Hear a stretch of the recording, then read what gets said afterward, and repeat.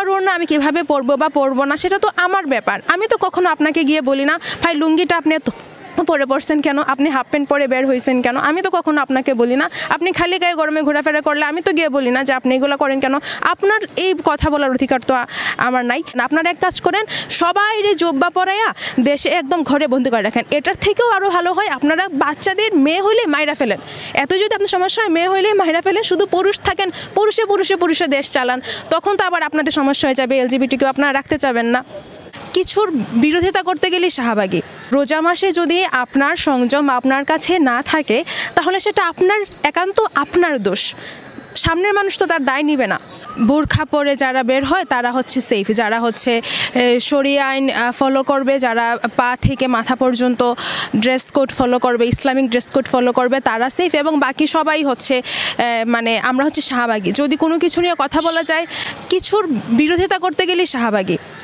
এখন কথা হচ্ছে বাংলাদেশ তো বা যে কোনো দেশই একটা মতাদর্শের তো আর দেশ চলতে পারে না। এখানে অনেক অনেক ডাইভার্স কালচার আছে, সবাই সবার মতো করে চলার, সবার মতো সিদ্ধান্ত দেওয়ার অধিকার রাখে। একটা ছেলের সিগারেট খাইতেই পারে, কেন একটা ছেলে কেন সিগারেট খাইতে পারে, একটা মেয়ে কেন খাইতে পারে না? সিগারেট ধূমপান নিষিদ্ধ হওয়া উচিত, পাবলিক প্লেসে ধূমপান নিষিদ্ধ হওয়া উচিত, সেটার সাথে সহমত, সবার সহমত করা উচিত। এটা কোনো ভালো কিছু না, এটাকে আমরা প্রমোট করি না। কিন্তু একটা টঙের দোকানে ইফতারের পর যে ভিড় লেগে থাকে, ইফতার খেয়ে যে ছেলেরা সবাই বের হয়ে ভিড়ের ধোয়া টানে, তখন তো কেউ কোনো কিছু বলে না। লালমাটিয়াতে একটা মহিলা সেই সময়ে কেন সিগারেট খাবে, তখন সবার লেগে গেছে, কারণ সে মহিলা খাইছে। একটা ছেলে খাইলে কারো লাগে না, কারণ ছেলেরা খায়, এটা ছেলেরা খাইতেই পারে, ছেলেরা ভুল করে, বাট তখন কেউ লাগে না। যদি এতটাই আপনার দরদ থাকে পরিবেশের প্রতি, তাহলে আপনি এক কাজ করেন, আজ থেকে প্রত্যেক যারা ধূমপান করে সব দোকান ভাঙ্গা ফেলেন।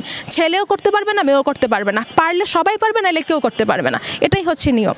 সেম জিনিস হচ্ছে আপনার যদি এতই কষ্ট হয় যে আপনি হচ্ছে মানে আপনার সংযমের সমস্যা হচ্ছে, আপনার রোজা রেখে চলাফেরা করতে সমস্যা হচ্ছে, তাহলে আপনি সব খাবার বন্ধ করে দেন। ঢাকার যে নদী নালা আছে সবগুলো ভরাট করে দেন, কারণ পানি দেখলেও তো তাহলে আপনার টেম্পটেশন জেগে যাবে। সব কিছু বন্ধ করে দেন, তাহলে কিচ্ছু লাগবে না।